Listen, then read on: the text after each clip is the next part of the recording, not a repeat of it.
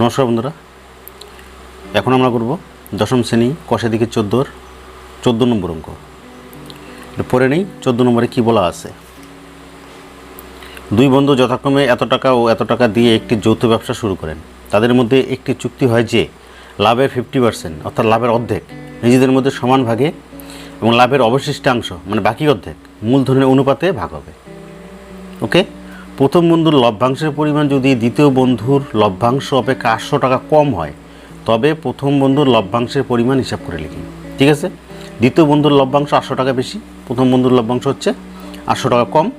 প্রথম বন্ধুর লভ্যাংশ বের করতে বলছে। দুই বন্ধুর মূলধন এটা মূলধন অনুপাত করব।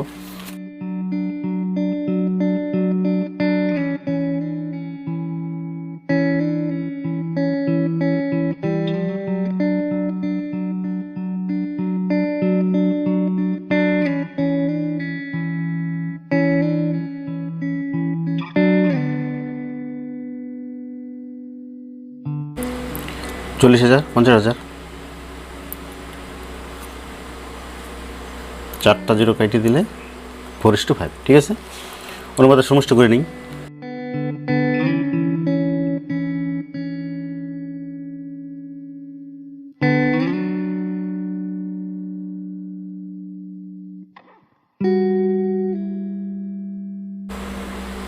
ওকে, আচ্ছা, এবার এখানে কী দেওয়া আছে? প্রথম বন্ধুর লভ্যাংশের পরিমাণ দ্বিতীয় বন্ধুর লভ্যাংশ অপেক্ষা 800 টাকা কম। লভ্যাংশ 800 টাকা কম। আচ্ছা, অনুপাতের মধ্যে তফাৎ কত? প্রথম বন্ধু 4, দ্বিতীয় বন্ধু হচ্ছে 5, তাহলে হচ্ছে 5 - 4 করলে 1। অনুপাতের পার্থক্য হচ্ছে 1, আর লভ্যাংশের পার্থক্য হচ্ছে 800, তাহলে 1 মানে হচ্ছে 800, তাহলে 4 মানে কত? বুঝা গেছে? অনুপাতের তফাৎ হচ্ছে 5 - 4 অর্থাৎ 1। লিখি কথাটা, অনুপাতের পার্থক্য ইকুয়াল টু 5 - 4 ইকুয়াল টু 1। ওকে, লাভের পার্থক্য কত? 800 টাকা। তার মানে কি 1 ইকুয়াল টু 400, তাহলে প্রথম বন্ধু হচ্ছে 4, তাহলে 4 ইকুয়াল টু কত? তাহলে লিখব প্রথম বন্ধুর লভ্যাংশ 800 × 4 ইকুয়াল টু 4টা 3200 টাকা গেল। দ্বিতীয় বন্ধুর লভ্যাংশ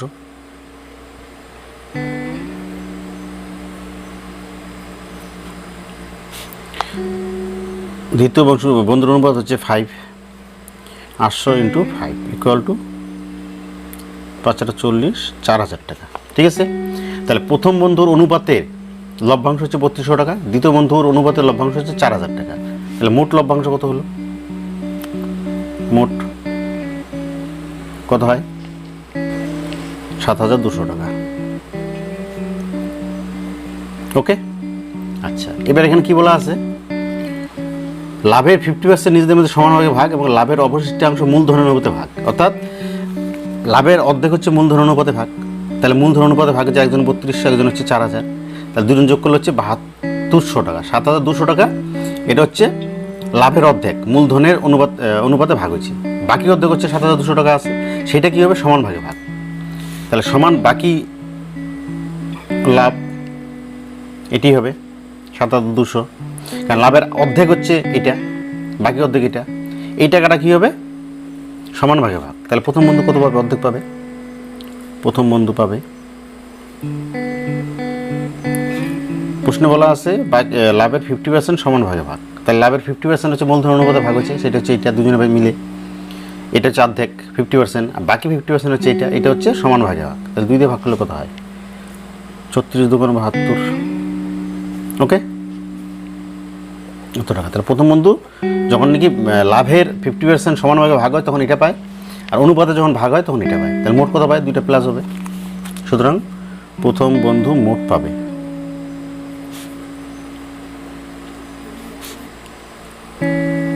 3600 আর 3200 টাকা। এগুলো কত হবে? 6800 টাকা। ওকে, বোঝা গেছে? আবার দেখতেছি কী বলা ছিল, দুই বন্ধু যথাক্রমে এত টাকা দিয়ে একটি ব্যবসা শুরু করে, তাদের মধ্যে কিছু একটু লাভের 50% নিজেদের মধ্যে সমান ভাগে ভাগ হবে, অবশিষ্ট অংশ মূলধন অনুপাতে ভাগ হবে। এবার কী হচ্ছে, লাভের 50% তো দুজনে সমান পাবে, কিন্তু মূলধন কম বেশি বলে মূলধনের অনুপাতে দুজনে একটু কম বেশি পাবে। সেটা কত দেওয়া আছে, দ্বিতীয় বন্ধু যার মূলধন এত টাকা 50,000 টাকা, সেইভাবে 800 টাকা বেশি, আর এইভাবে 800 টাকা কম। আচ্ছা, তাহলে মূলধন অনুপাতটাই করে নিই। মূলধন অনুপাত হচ্ছে 4:5, অনুপাতের সমষ্টি হচ্ছে 9, অনুপাতের সমষ্টির প্রয়োজনই নেই অঙ্কতে, এটা কেটে দিলেও চলবে। মূলধন অনুপাত হচ্ছে 4:5, পার্থক্য কত, 5 - 4 1, তাহলে এই যে অনুপাতের পার্থক্য হচ্ছে 1 আর লভ্যাংশের পার্থক্য হচ্ছে 800 টাকা, তার মানে 1 = 800। তাহলে প্রথম বন্ধুর লভ্যাংশ কত হবে, 1 যেহেতু 800, তাহলে 4 = কত হবে, 800 × 4 3200। দ্বিতীয় বন্ধুর লভ্যাংশ কত হবে, 800 যেহেতু 1 মানে হচ্ছে 800, তাহলে তার অনুপাত হচ্ছে 5 মানে কত, 5 দিয়ে গুণন 4000 টাকা। তাহলে লভ্যাংশ হিসাবে দুজনে এটা পেল মূলধনের অনুপাতে। তাহলে দুজনে মিলে দুজনের মোট এই টাকাটা মূলধন অনুপাতে, তাহলে মূলধন অনুপাতে কি 50% ভাগ হচ্ছে, আরও এই টাকাটা আছে, সেই টাকাটা দুই ভাগে সমান ভাগে ভাগ হবে বলা আছে। লাভের এত অংশ নিজেদের মধ্যে সমানভাবে ভাগ হবে। তাই এই টাকা দুই ভাগে যদি ভাগ করা, তাহলে পাবে কত করে, এই টাকাটা করে 3600 টাকা করে।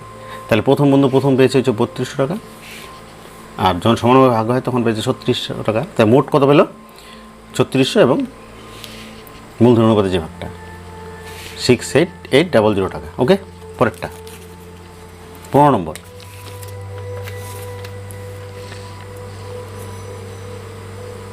কি বলা আছে, পূজা, উত্তম ও মেহের যথাক্রমে এত টাকা মূলধন নিয়ে একটি অংশীদারি কারবার এই সত্ত্বে শুরু করে যে কারবার চালানোর মাসিক খরচ এত টাকা, হিসাবপত্র রাখার জন্য পূজা ও উত্তম প্রত্যেকে মাসিক এত টাকা পাবে, বছরের শেষে এত টাকা লাভ হলে কে কত টাকা পাবে। কী দেওয়া আছে, এত টাকা দিয়ে ব্যবসা শুরু করেছে। তাহলে মূলধন অনুপাতটা বের করি।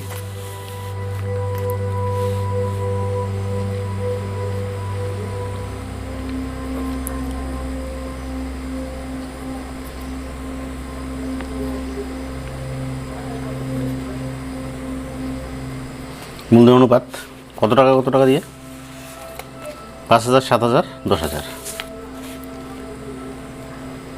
5000 7000 10000। ওকে, 3টা করে 0 কাটা যায়, সমস্যা কত আর যাচ্ছে না কাটা, 5 7:10। ওকে, আচ্ছা, এবার কী করবো, অনুপাতের সমষ্টি।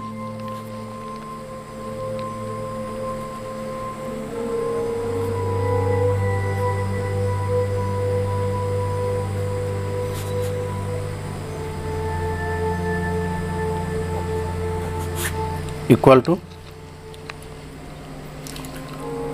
22। ওকে, আচ্ছা, এবার খরচ কী হয়েছে দেখো, এত টাকা হচ্ছে লাভ, তার মধ্যে কারবার চালানোর জন্য মাসিক খরচ এত টাকা, এটা কিন্তু বছর শেষে লাভ, তাহলে মাসে এত টাকা খরচ, তাহলে 1 বছরে কত খরচ। হিসেবপত্র রাখার জন্য পূজা ও উত্তম প্রত্যেকে 200 টাকা করে পায় মাসে, তাহলে 1 বছরে কত পায় সেটা বের করতে হবে। আচ্ছা, তাহলে লিখবো হচ্ছে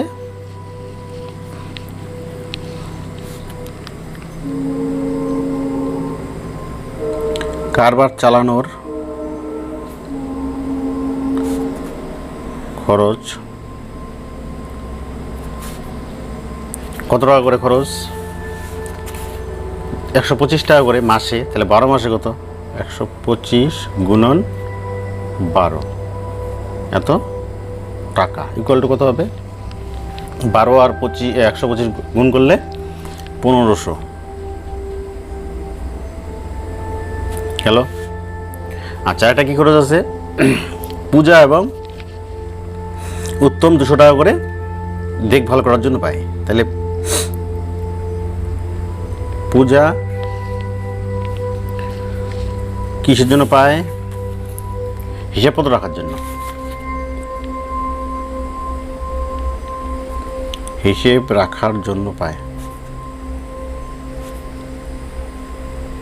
কী হবে, কত করে পায়, 200 টাকা করে, 12 মাস পাবে, তাহলে 2400 টাকা। আচ্ছা, উত্তম হিসেব রাখার জন্য পায় 200 টাকা করে পায়, 12 মাস, 12 দুগুণ 2400 গেল। তাই এটা মোট খরচ, এই টাকাটা লাভের থেকে খরচ যাবে, তাহলে মোট খরচ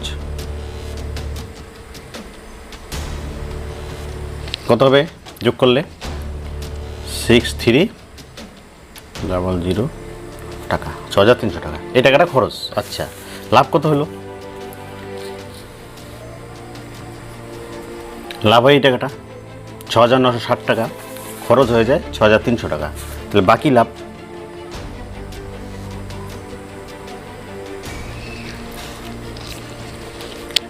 ৳6960 টাকা থেকে 6300 টাকা মাইনাস ইকুয়াল টু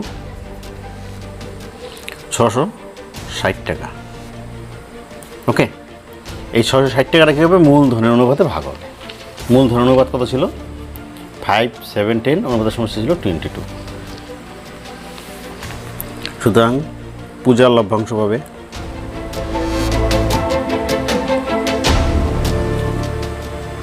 পাবে পূজার অনুপাত কত? 5, অনুপাতের সমস্যা হচ্ছে 22। 5/22 ইন্টু এই টাকাটা ইকুয়াল টু 22 দিয়ে কাটলে 3/66 0। তাহলে 5 ইন্টু 30, তাহলে 150 টাকা।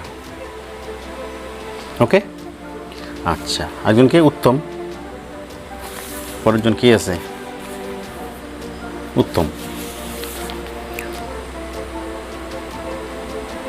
উত্তম লভ্যাংশ পাবে। উত্তমের অনুপাত হচ্ছে 7, অনুপাতের সমস্যা 22। 7/22 ইন্টু 660 কাটলে হচ্ছে 30, 3 7 21, 210 টাকা। মেহের লভ্যাংশ পাবে।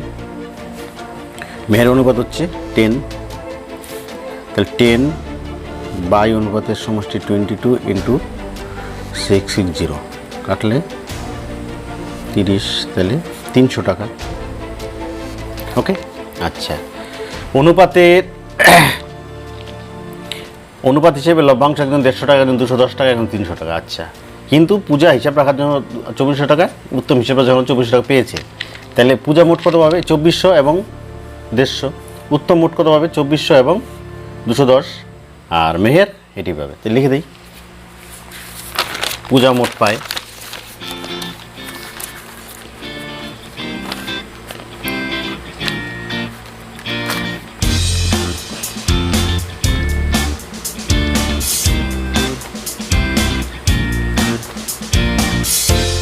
কত পাবে? হিসাব রাখার জন্য 2400 করে, 200 টাকা করে মাসে, 12 মাস 2400 টাকা।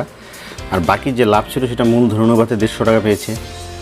তাহলে সমান সমান 2400 আর 150, 2550 টাকা। ওকে, আচ্ছা, তারপরে হচ্ছে